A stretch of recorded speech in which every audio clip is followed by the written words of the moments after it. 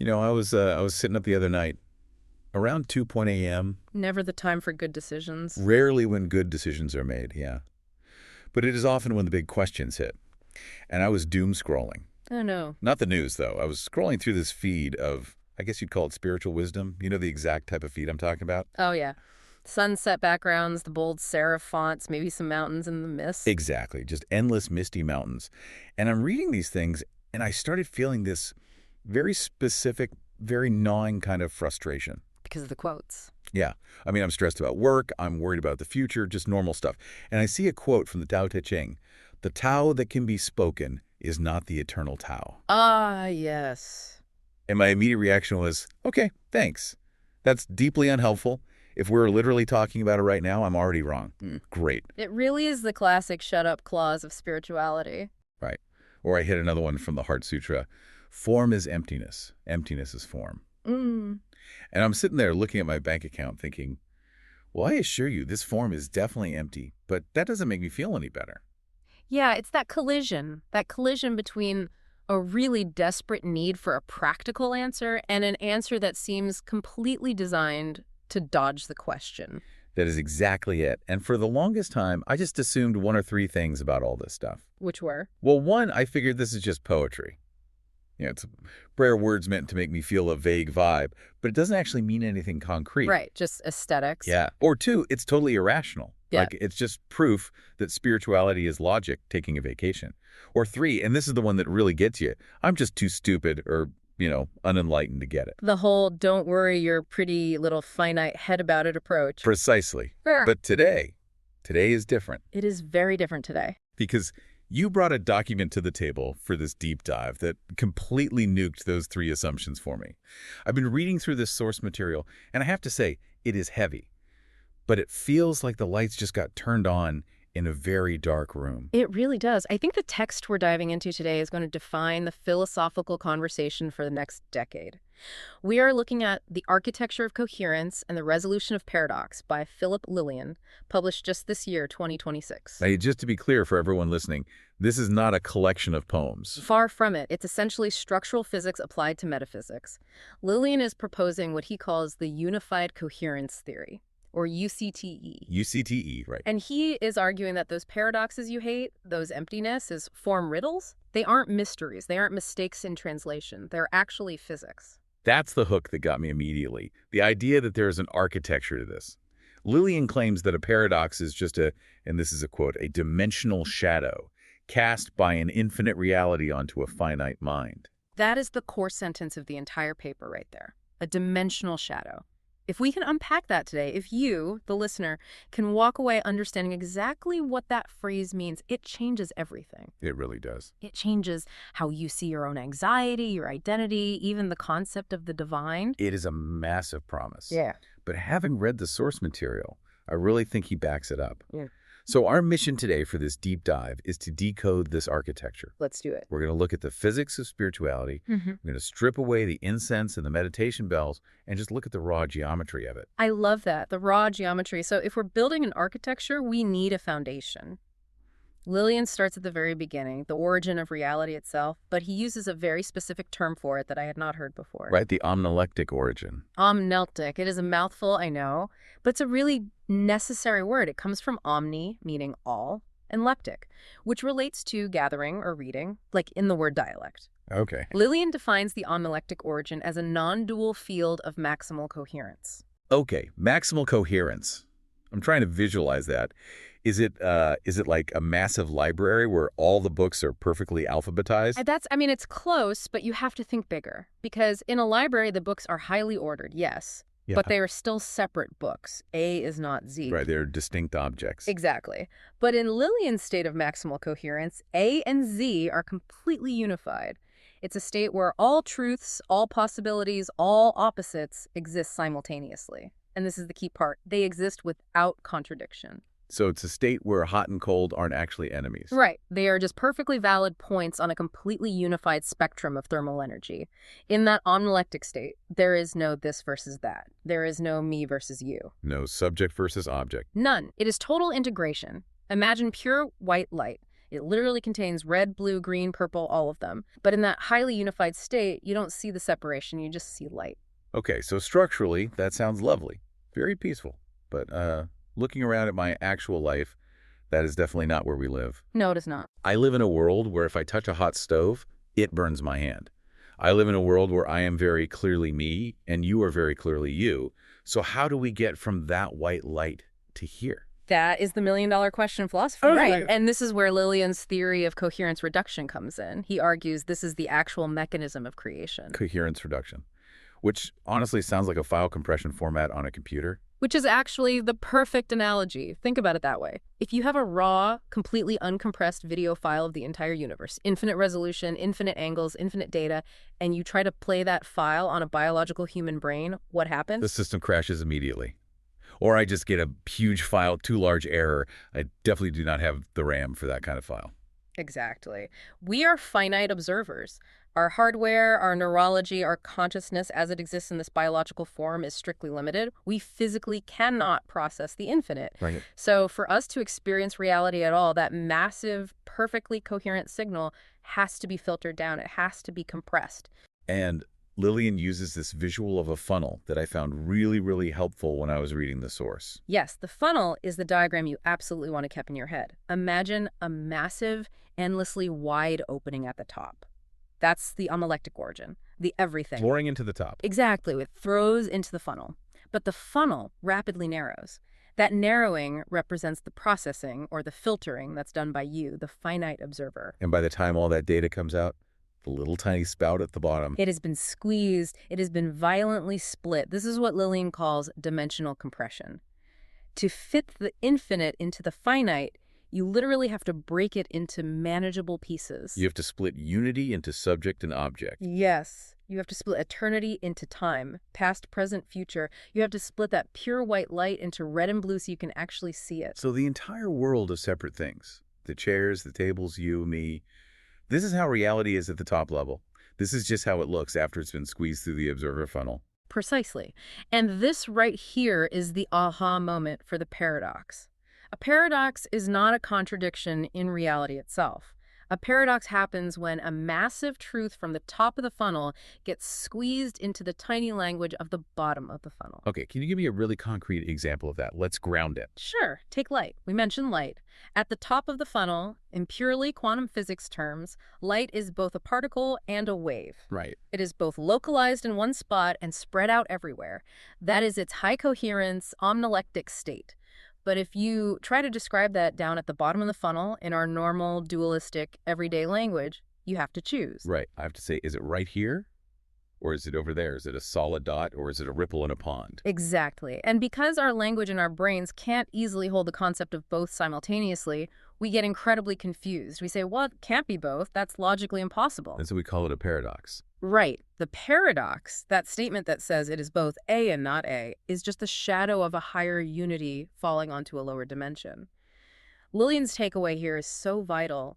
The paradox is not an error in the software of the universe. It's just an artifact of the compression process. That is such a relief, honestly. It means I'm not crazy for seeing contradictions everywhere. The contradictions are just built into the viewing mechanism itself. Exactly. You are trying to look at a 3D object while wearing 2D glasses. Of course it looks weird and contradictory. Now, you just mentioned wave and particle, which actually segues us perfectly into segment 2 of the deep dive. Because Lillian does not just leave this as an armchair philosophy. He goes incredibly hard into the science. He really does. And I think for a lot of listeners, and definitely for me, this is where it crosses over from being a neat idea to, oh, wow, this is actually real. It totally grounds it. Because normally when people start talking about non-dual fields and unity, hard scientists roll their eyes and leave the room. Yeah, sounds like new age fluff to them. Right. But Lillian argues that what mystics have been describing purely experientially for 3,000 years is actually structurally identical to what quantum physicists have been banging their heads against for the last 100 years. Right, so he talks extensively about wave function collapse. Now, I am not a physicist, but I have watched enough sci-fi movies to know this is a big deal. Break that down for us purely in the context of this UCTE coherence theory. Okay, so in quantum mechanics, before you measure a subatomic particle, it exists in what's called a superposition. Right. That is a pure state of probability. The particle isn't at point A, and it isn't at point B. It is technically, mathematically represented as a wave that covers all possible positions simultaneously. Which sounds exactly like the analytic origin. Maximal possibilities all happening at once. It is the exact same underlying structure, high coherence. But the moment you observe it, the moment a finite interaction actually happens, what happens to the wave? It snaps. It collapses. The probability wave function collapses into a single localized particle at a single specific location. It goes entirely from everything everywhere all at once to something somewhere right now. Wow. And Lillian argues this isn't just some bizarre quirk of subatomic particles that only happens in a lab. This is the fundamental movement of consciousness itself.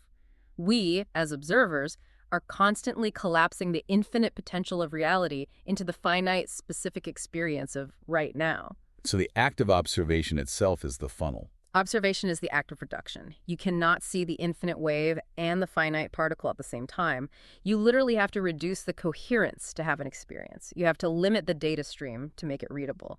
He also mentions another scientific concept here, gauge symmetry reduction. Yes. Which, to be honest, sounded way more intimidating to me than wave functions. Yes. What is the simple layman's version of gauge symmetry reduction? I know it sounds insanely complex, but the concept is actually beautiful.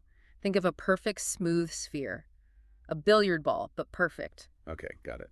It is perfectly symmetrical. No matter how you turn it in your hand, it looks exactly the same. That represents high symmetry. Now, it's perfect, sure, but it's also entirely featureless. It's essentially boring. Right, there's no geography on it. Exactly. To create something interesting, to create a world or a human face or a mountain range, you have to break that perfect symmetry. You have to dent the sphere. You have to dent it. You have to introduce distinctions. Up has to become different from down. Left has to become different from right. Lillian points out that in cosmology, in the actual physics of the Big Bang, the fundamental forces of the universe, like gravity and electromagnetism, they only emerged because the early, perfectly unified universe cooled down and broke its symmetry. So perfection, that total high-low symmetry, is actually just a blank slate.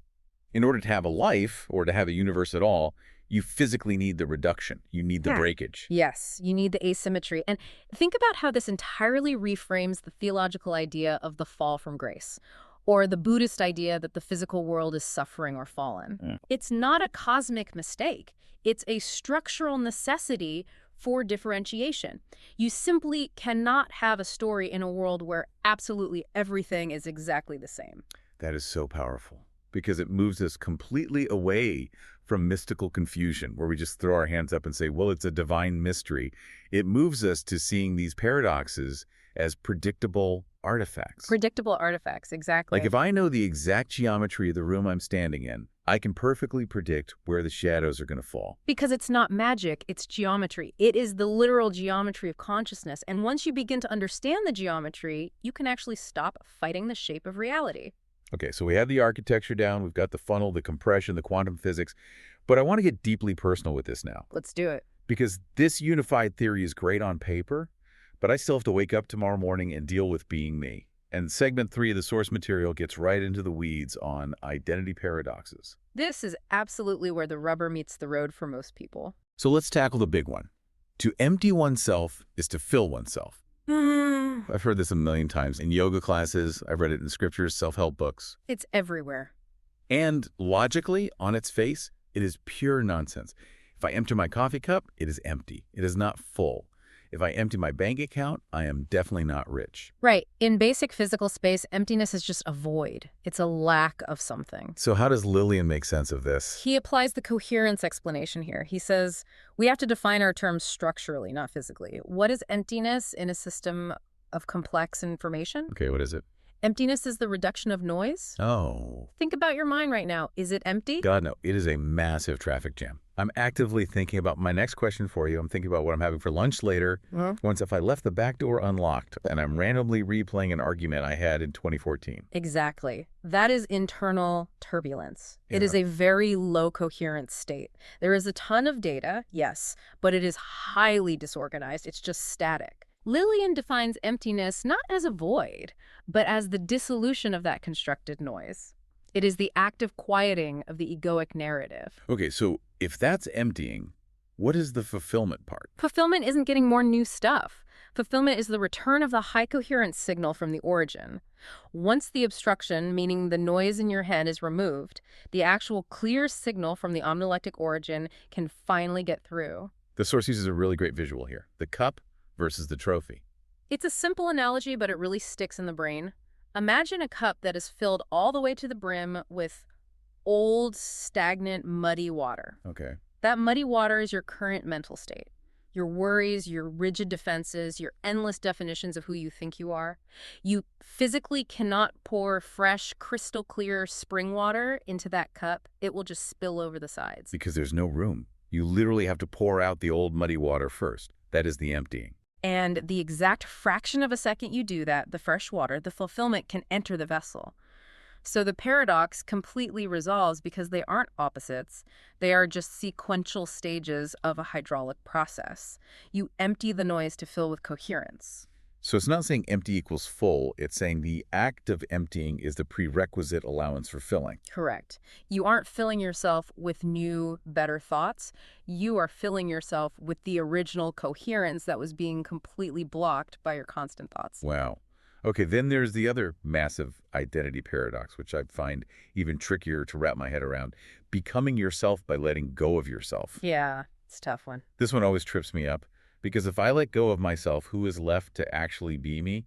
Am I just walking around like a hollow ghost? This is where I think Lillian is absolutely brilliant. He points out that the confusion only exists because we are using the exact same word yourself to describe two completely different structural things. Okay. He calls them distinct regimes. Lay out these regimes for me. First, you have what he calls the small self.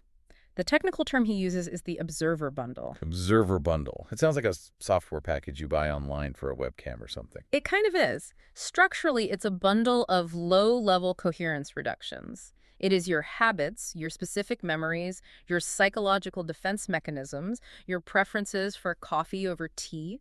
It is the mask you wear to navigate the physical world. So it's the me that gets highly offended when someone cuts me off in traffic. Yes. It's the you that is entirely defined by its borders and limitations. That is the me I spend 99% of my day interacting with, the one constantly protecting my fragile ego. Right. We all do. But then beneath that, there is the true self. Lillian defines this structurally as the symmetry coherence operator. Okay, symmetry coherence operator. That sounds very technical, almost cold. Is it a robot? It sounds cold on paper, but experientially, it is actually the most intimate, warm part of who you are.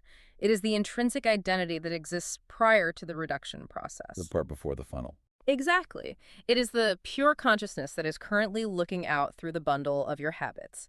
It's the part of you that remains directly connected to the omnilectic origin. It is the silent observer behind the noisy mask. So the bundle is the filter, and the operator is the light shining through it. Exactly. So when the ancient advice says, let go of yourself to find yourself, it literally translates in UCTE to let go of the observer bundle, the small self, so that the symmetry coherence operator, the true self, can actually come online and steer. You aren't disappearing at all. You are just upgrading the operating system. You are shifting from a glitchy, low-coherence, noisy version of yourself to the original high-coherence, silent version. You don't lose your identity. You gain massive resolution. Gaining resolution. I really like that. It's like going from a blurry 480p video to crystal clear 4K.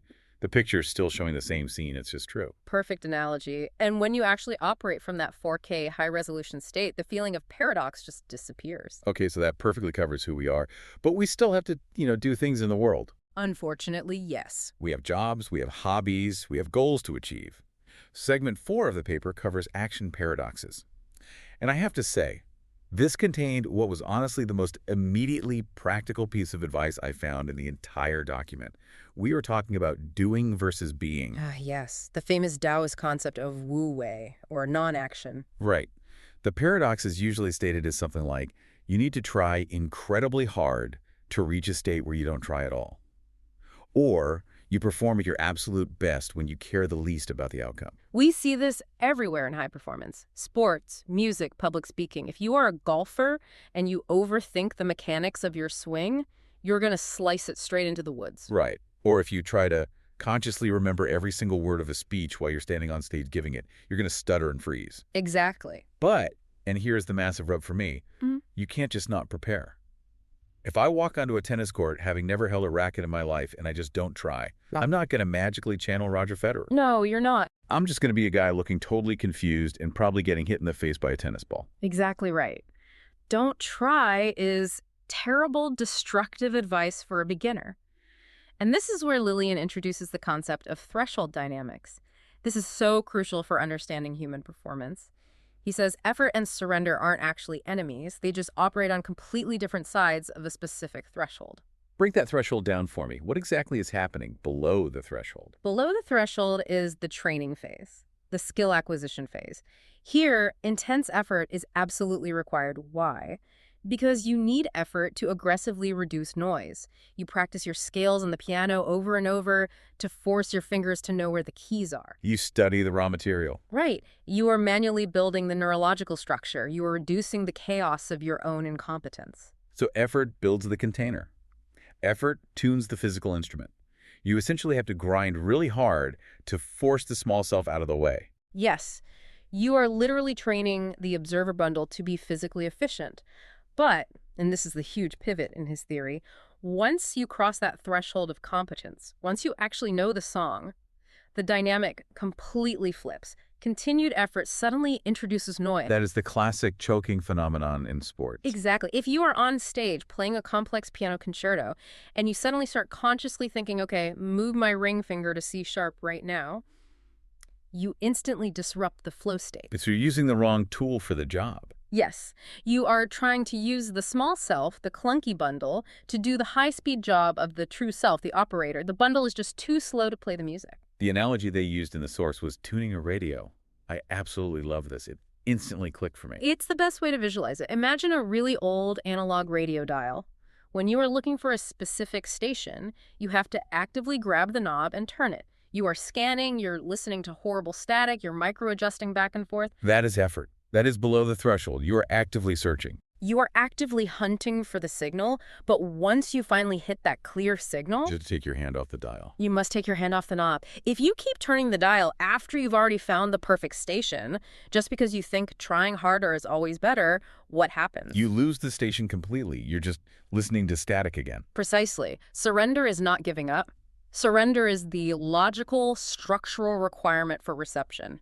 You have to stop tuning so you can actually hear the broadcast. That is such a huge relief to hear. Yeah. Because I think in our culture, we feel incredibly guilty whenever we stop grinding. Oh, constant guilt. Hustle culture demands it. We feel like if we aren't suffering, if we aren't sweating, we aren't actually working. But Lillian is saying, no, structurally, at a certain point, the grinding is actually what is jamming the signal. It disrupts the high coherence. The high performance state, what athletes call flow, operates on a very high coherence frequency. Pure effort is a low coherence tool. It is clunky and slow. It's great for building the radio, but it is terrible for broadcasting the actual music. So the practical takeaway is just to recognize where you currently are. Ask yourself, am I tuning the radio right now, or am I listening to the music? That is exactly the question to ask. If you're still learning the skill, grab the knob and tune away. But if you're stepping on stage to perform, take your hands off. All right, so we've done the deep physics, we've done identity, we've done action. Now let's go really, really big. Let's move to segment 5, the divine and the human. This touches on heavy theology, on God, on the ultimate source. This is the ultimate paradox, the one that causes the most friction. The kingdom of God is within you. Or in Hinduism, Atman is Brahman. How can the literal infinite be inside the finite? It sounds like trying to physically pour the entire Pacific Ocean inside a standard coffee mug. Which mathematically and structurally should just result in a shattered coffee mug and a very wet floor. Right. It seems physically impossible. So how does Lillian resolve this one without just throwing his hands up and saying, well, it's divine magic? He uses a framework he calls nested coherence. He says we get completely confused because we constantly treat the human and the divine as two separate objects sitting next to each other on a table, like an apple sitting next to an orange. Right. But they aren't side-by-side objects in the same space. They are dimensionally layered. Layered. Okay, like Russian nesting dolls. It's similar, but let's go back to the shadow analogy from earlier. It is much more precise. Think about a highly complex 3D object. Let's say a beautiful, intricate bronze statue. Okay, I see it. If you shine a bright light on that statue, it casts a flat 2D shadow onto the wall behind it. Right, and the shadow is totally flat. It lacks all the detail and depth of the statue. It's just a dark outline. Exactly. But the shadow is directly caused by the object. The shadow is a lower dimensional projection of the higher dimensional object.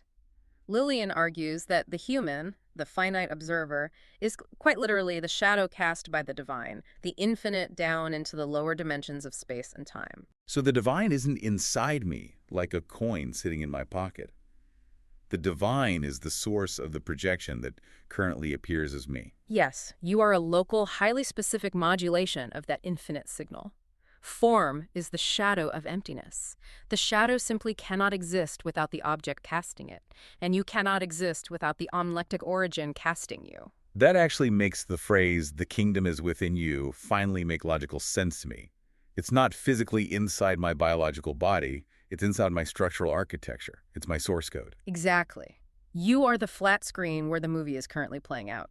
The projector up in the booth is the divine. The movie on the screen couldn't happen without the continuous light streaming from the projector. Which naturally leads us to the stickiest theological debate of all time, the one that people have literally fought wars over for centuries. Free will versus omniscience. Oh yeah, the ultimate headache generator for philosophers. Right, because if the source, or God, or the simulation, whatever you want to call it, already knows everything that is ever going to happen, if the whole movie is already sitting on the film reel up in the booth, do I actually have real choice down here?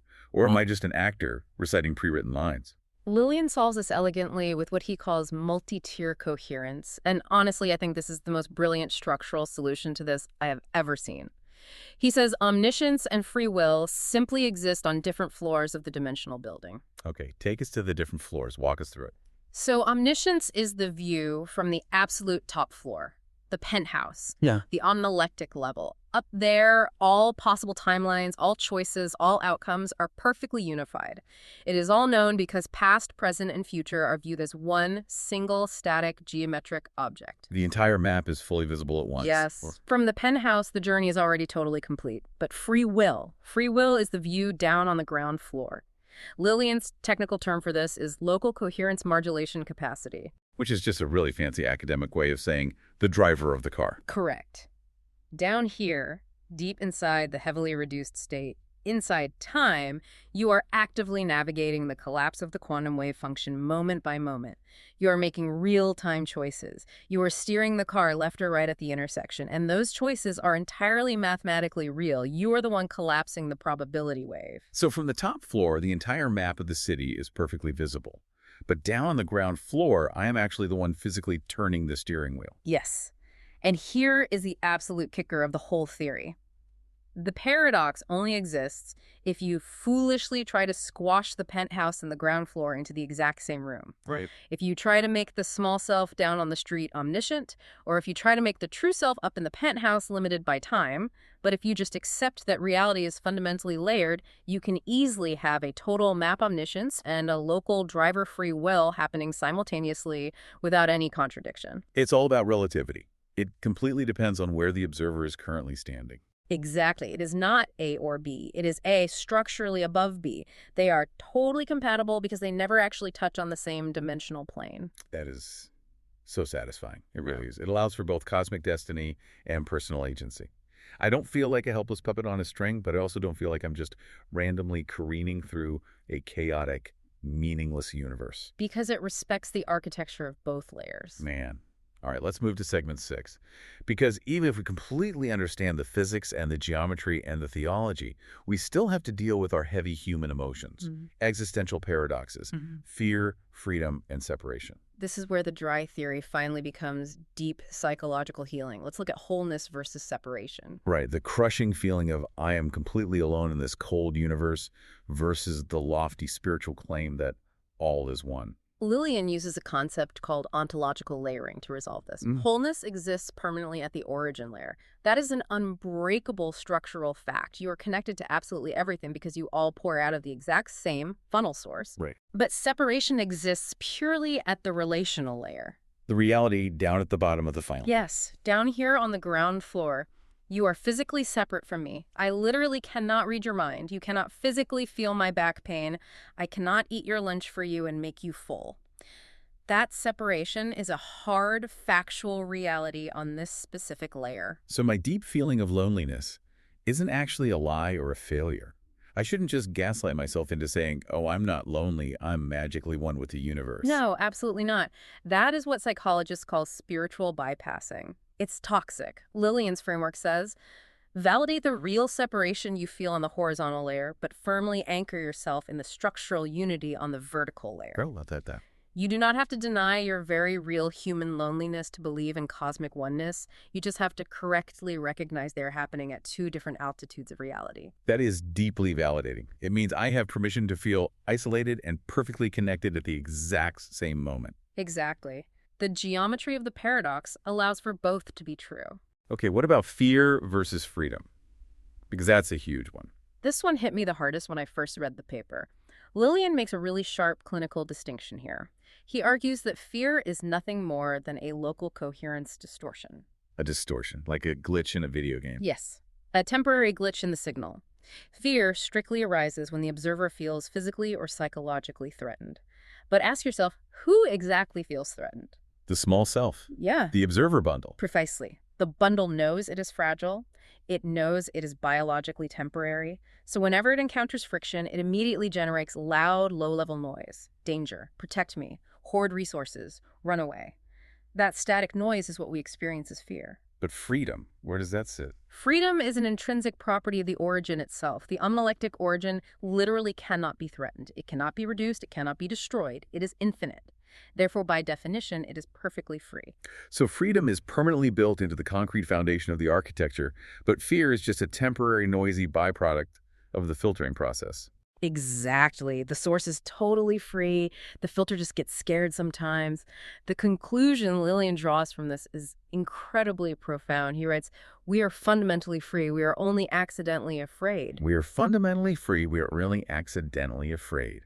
Man, that is one to write on the bathroom mirror. It completely changes how you treat your own fear. You don't treat it as some deep, dark, fundamental truth about a hostile universe. You just treat it like annoying static on the radio dial. Right, it's there. It's annoying, but it's not the actual music. And more importantly, it's not me. Exactly. It's just the small self bundle acting up. It's just the car alarm going off because a loud truck drove by. It's not the driver. Okay, so we have extensively covered the architecture, the quantum identity, the action thresholds, the divine shadow, and the existential layers. We've covered a lot of ground. We have. But I still have one massive lingering question. The ultimate why. Why does it have to be this incredibly complicated? Segment 7 covers the purpose of paradox. Why can't reality just be simple, right? Why do we even need the funnel? Yeah. Why do we have to go through all this painful reduction and shadow business? Why not just let us stay floating in the warm, perfectly peaceful bath of the unelectic origin? Lillian actually gives a few concrete reasons for this. First is simply finite representation. It is structurally inevitable. If you want to have a narrative story, if you want to have an experience of some specific thing rather than experiencing absolutely everything constantly as white noise, you have to reduce the data. Right, the RAM limitation. You simply cannot fit the vast ocean into a tiny cup without spilling most of it. The distortion, the paradox we feel, is just the spill. Okay, so it's literally just the required cost of admission for being a conscious human. Right. If you want to exist as a distinct individual, you have to accept the structural limitations of distinct existence. The second reason is just layer conflation. A lot of the time, we are confused simply because we mix up the layers ourselves. That's just user error on our part. But then he mentioned this concept of a transformative catalyst, and this to me was deeply fascinating. He says paradoxes are mind breakers. This is the actual pedagogical tool of the universe. Think about ancient Zen koans. What is the sound of one hand clapping? It makes absolutely no sense. It makes zero logical sense, and that is exactly the point. Because if spiritual truth was purely, cleanly logical, your ego would just instantly eat it and assimilate it. Your ego loves logic. It loves to neatly categorize and file things away. Oh, I totally understand God now. God fits perfectly in box A check. The ego loves to be right. It loves to successfully capture the truth and put it on a shelf. Exactly. But a paradox severely jams the gears of the ego, empty to fill. die to live. The ego cannot physically process that math, so it stalls out the conceptual mind. It causes a forced system crash. Wow. And in that exact microsecond of stalling, when your busy mind finally stops chatting because it is so utterly confused, there is a coherence opening. It forces you to stop frantically thinking and forces you to just start being. It manually creates a gap in the armor where the higher coherence signal can finally sneak in. The paradox is mathematically designed to trip you up so you fall face first into the truth. It is a literal trapdoor for the human ego. I absolutely love that image. Tripping into the truth. It's beautiful. And finally, rounding out the paper, he talks about healing as restoration. Yes. Because in this structural model, healing isn't about fixing a broken machine. You are not fundamentally broken. You are just heavily distorted. Healing is simply coherence restoration. It is just calmly tuning the radio back to the clear signal you already own. It's consciously resolving the messy distortion right at the intersection where the psychological layer meets the spiritual layer. When you finally align the vertical layers, when you get the noisy small self to stop fighting and align with the silent true self, the feeling of paradox just naturally dissolves and you return to wholeness. Okay, so what does this all practically mean for us, the listener? We've looked at this massive, dense document. We've mapped out the funnel, the quantum shadows, the dimensional layers. What is the grand final takeaway? I think the real grand unification here is what he calls the unified resolution principle. Restoring your internal coherence automatically dissolves the paradox. We have to stop violently fighting the contradictions we see. We have to stop trying to solve the puzzle of our lives purely with our conceptual minds. We stop demanding it has to be neatly A versus B. Right. And we start structurally reframing how we view the world. We need to remind everyone listening today, a paradox in your life serves as a bridge. It is not a brick wall. When you hit a massive contradiction in your daily life, you haven't hit a dead end. You've just hit a transition point between two-dimensional layers. It is an invitation. An invitation to stop looking horizontally and start looking up the funnel. Yes. Look up the funnel. I want to leave everyone with a final thought today, something really provocative to chew on as you go about your week. We talked deeply about how a paradox is just a shadow cast by a higher unity. So I want you to think about the primary struggle you are feeling right now in your own life. Maybe it's a huge career decision you can't make. Maybe it's a heavy feeling you can't shake, or a painful tension between two total opposites in your life, like the demand of your work versus the needs of your personal life. Or your desire for total freedom versus your deep need for stable commitment. We all have those. What if that specific struggle is not actually a problem that needs to be solved? What if that exact tension is actually the shadow of a higher unity desperately trying to fit into your finite life? That completely flips the script. It means the actual size of the struggle you feel is directly proportional to the size of the truth that is currently trying to emerge through you. Exactly. So what would actually happen if, instead of exhaustingly trying to solve the paradox, logically trying to violently force A to win over B, you just stopped? What if you looked for the silent coherence underneath it all and just bravely allowed the shadow to be there? That is exactly where the absolute freedom is. That is where the clear signal finally comes through. That's it for this deep dive. Thank you so much for exploring the intricate architecture of reality with us today. It was an absolute pleasure. Thanks for having me. See you next time.